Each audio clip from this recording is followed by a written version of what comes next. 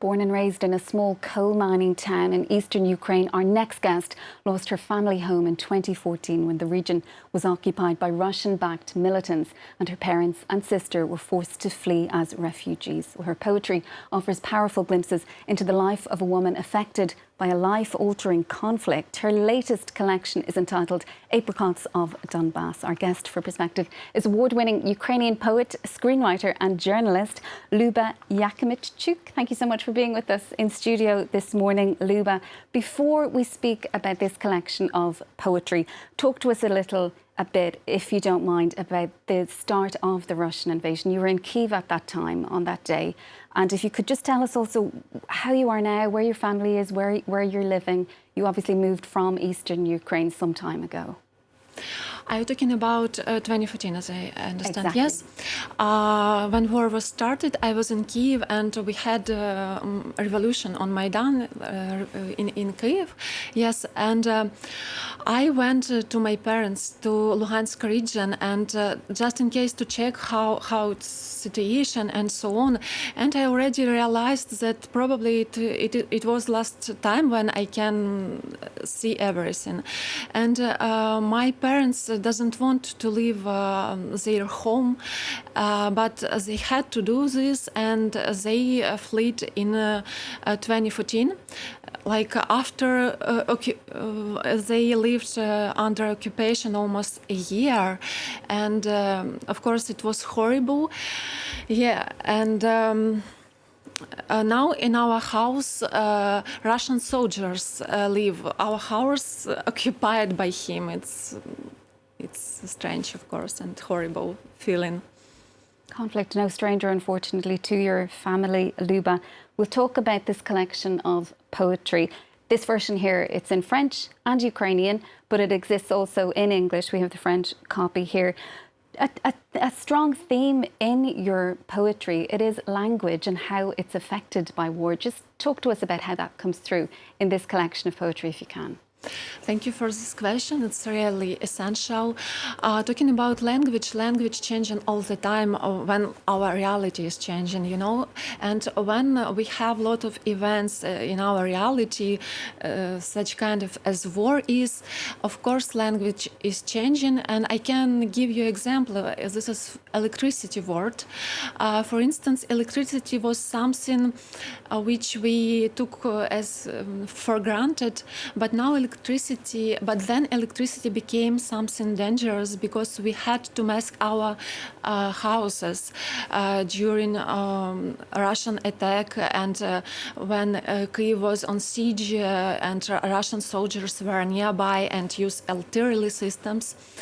Then electricity changing again when Ukrainian electricity infrastructure were destroyed by Russian missiles, and electricity became something valuable, you know, something we need more and more because we had just 2 hours or 5 hours electricity per day, and it wasn't enough.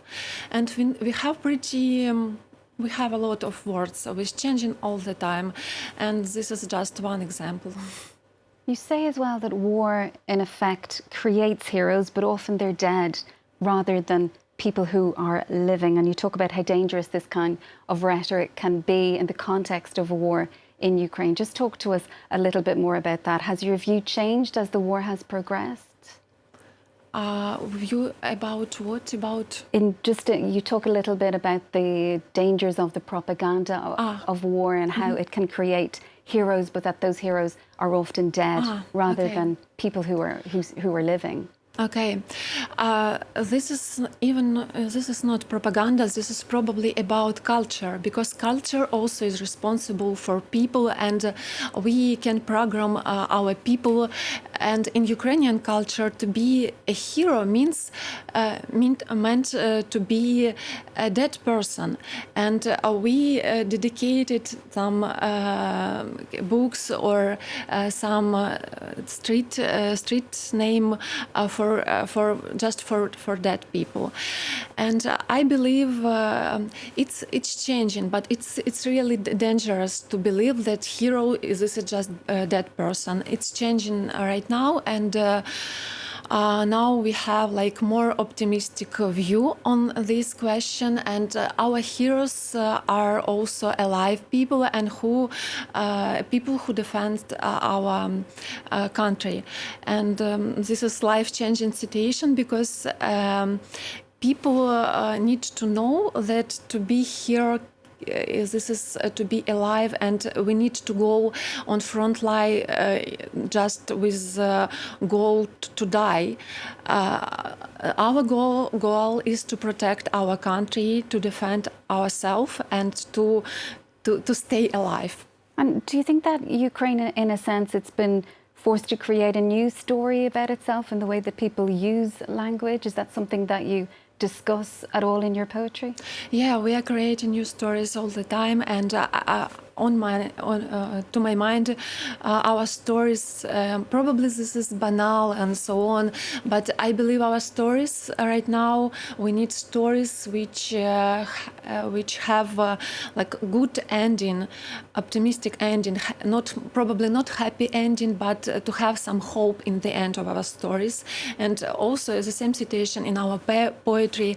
And you probably know about like how much jokes we make in Ukraine right now, and you probably know a lot of jokes of Ukrainian presidents and so on. This is part of the Ukrainian culture, and we can deal with this war joking as well, because probably this is our secret of resistance, to joke during a tough time. And your situation, if we go back to 2014, your family, before obviously the invasion of Ukraine on a wide scale last year, before that even happened, your family had experience of being a refugee. Was it difficult for you to see those images of people again being forced to leave their homes in Ukraine? Of course, it's difficult, and me too. After 1 month in Kyiv, I spent 1 month, entire month in Kyiv after full-scale invasion, in case to protect and to help my city as a volunteer. But then I need to flee from city because father of my son went to Ukrainian armed forces as a volunteer, and my son before this was in Lviv, and I needed to protect him, and I spent 3 months in Vienna, and then I was back. Went back to Ukraine, and of course I know the situation is really tough to be a refugee, to be abroad, in case to protect your children. And this is like this situation was scaled for last year. It wasn't like this before. Before we had like internal refugees in Ukraine, as my parents and so on. Lyuba, we're going to have to leave it there, but thank you so much for coming in to us today on France 24. That is Ukrainian poet, screenwriter and journalist Lyuba Yakimchuk, and this is the latest version of your book, available in French and Ukrainian. It is also available for our viewers who would like to read it in English. But Apricots of Donbas, that's the title of the collection. Thank you so much. We really appreciate your time here on the programme.